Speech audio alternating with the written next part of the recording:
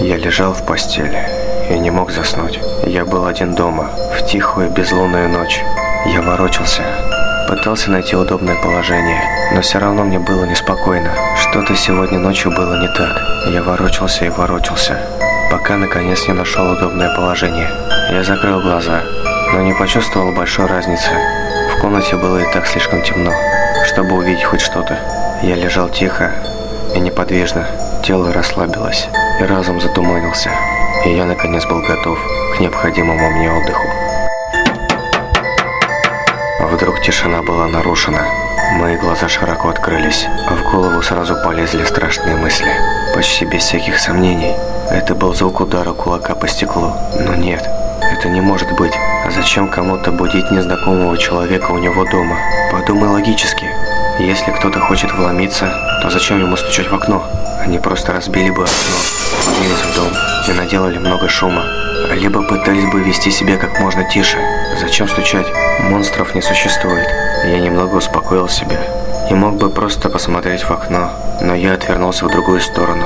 Я слишком напуган, чтобы повернуть голову, боясь увидеть свой самый большой страх за окном. И все же, что это может быть?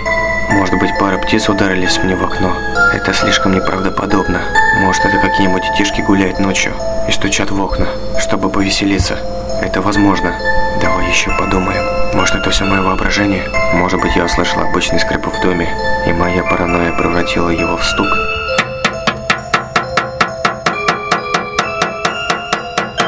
Нет, определенно это не мое воображение. Эти чертовы дети постоянно шалят. Они не сдадутся, пока не получат какой-то реакции. А может быть, какой-нибудь ужасный урод стоит на улице, который только и ждет, когда я выйду, чтобы напасть на меня.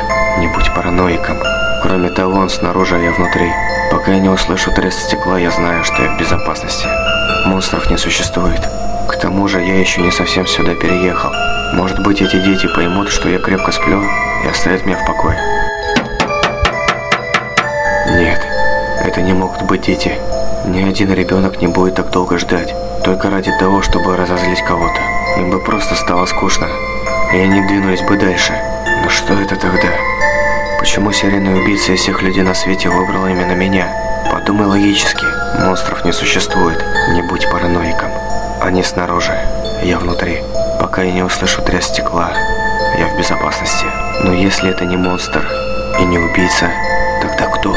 Просто притворись, что крепко спишь, и может быть он уйдет. О боже, я не могу не думать об этом стуке. Я ненавижу этот непрекращающийся стук. Пожалуйста, уходи. Оставь меня в покое. Я теряю надежду. Кто бы это ни был, он собирается зайти внутрь и сделать со мной что-нибудь ужасное.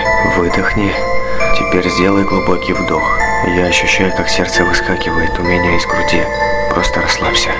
Монстров не существует. Помни, они снаружи, ты внутри. Пока не услышу треск стекла, я в безопасности. Повторяй это. Не позволяй страху победить себя. Просто делай вид, что спишь. Не шевелись.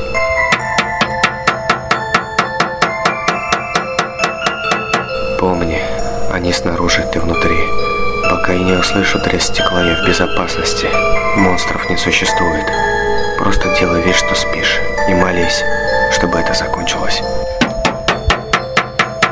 Пока не услышу треск стекла, я в безопасности. Слезы начинают стекать по моему лицу. Монстров не существует. Монстров не существует. Они снаружи, я внутри. Пока я не услышу треск стекла, я в безопасности. Я больше не могу это выносить. Я сойду с ума, слушая этот стук. В конце концов, если я посмотрю, кто там, я успокоюсь, сделаю глубокий вдох и повторяю себе еще раз.